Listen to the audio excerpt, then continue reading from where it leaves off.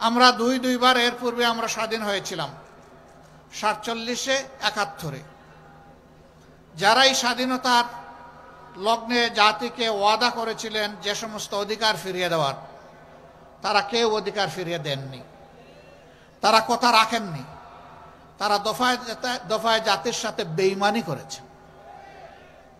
জাতির প্রত্যাশা পূরণ হয়নি।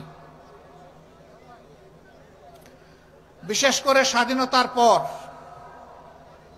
এখন পর্যন্ত, এই সালের 5ই আগস্ট পর্যন্ত যারা এদেশের মুক্তিযুদ্ধ এবং স্বাধীনতাকে নিজেদের মৌরসি তালুক মনে করতেন, তারা চেতনার কথা বলতেন।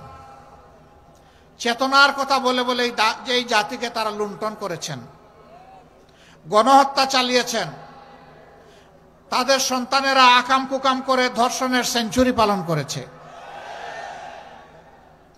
দেশের সম্পদ লুণ্ঠন করে তারা বিদেশে পাচার করেছেন। শুধু তাদের এই গত 15.5 বছরের আমলে যার হিসাব বের হয়ে এসেছে 26 লক্ষ কোটি টাকা, যা বাংলাদেশের বার্ষিক বাজেটের প্রায় 5 গুণ। দেশের সম্পদ শুধু বিদেশে যা পাচার করেছেন, আর দেশে যেখানেই তাদের হাড়িতে হাত ঢুকছে সেখানেই টাকার খনি। এই টাকা এরা পেল কোথায়? আমার একজন সম্মানিত সহকর্মী বলে গেছেন, তৎকালীন প্রধানমন্ত্রীর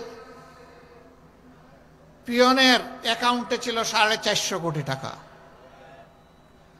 পিয়নের যদি এত টাকা হয়, মালিকের কত টাকা? হ্যাঁ, মালিকের টাকাও বের হয়ে আসতেছে। আপনাদের একেবারেই নিকটে রূপপুর পারমাণবিক কেন্দ্র, এখান থেকে মালিকের পরিবার শুধু একটা প্রকল্প থেকে 57,000 কোটি টাকা চুরি করেছে।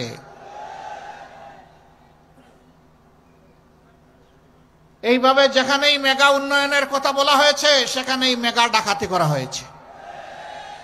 18 কোটি মানুষকে বেইজ্জত করেছে, তাদের সম্পদ লুণ্ঠন করেছে।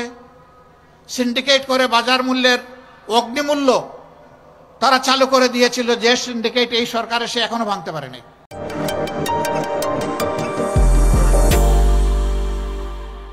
বলে যে সিন্ডিকেটের হাত বদল হয়ে গেছে। আগে যাদের কাছে ছিল, এখন আরেক দল এটা তাদের হাতে তুলে নিয়েছে। আমরা সরকারকে বলেছি, এই সিন্ডিকেটের বিরুদ্ধে আপনাদেরকে যুদ্ধ ঘোষণা করতে হবে। এই সিন্ডিকেটের হাত আপনাদেরকে ভেঙে দিতে হবে। 18 কোটি মানুষের উপর আর অর্থনৈতিক শোষণ চালানো যাবে না। এই সিন্ডিকেটের বিরুদ্ধে আপনারা নামুন, আপনাদের সাথে 18 কোটি মানুষ নামবে ইনশাল্লাহ। কেন দ্রব্যের এত মূল্য? উৎসস্থলে তো এত দাম পায় না আমার কৃষক। অনেক জায়গায় তার উৎপাদিত মূল্যের উৎপাদন খরচটা পর্যন্ত পায় না, অনেকে হাহাকার করে। তার কারণ হলো গাঁটে গাঁটে চাঁদাবাজি। তাহলে এতগুলা মানুষের জীবনের প্রতি আমরা কি সম্মান দেখালাম? আগে দখলদারি ছিল, ফুটপাত থেকে শুরু করে সব কিছু দখলে চলে গেছিল।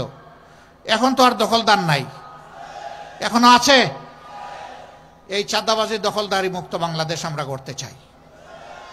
বলবেন তার প্রমাণ কি? আপনারা যে পারবেন, তার প্রমাণ হচ্ছে আমাদের কর্মীরা চাঁদাবাজিও করে না, দখলবাজিও করে না। আমাদের এতগুলা সন্তান জীবন দেয়নি যে বাংলাদেশে এখনো চাঁদাবাজি চলবে। এতগুলা সন্তান জীবন দেয়নি যে এখনো দখলদারি চলবে।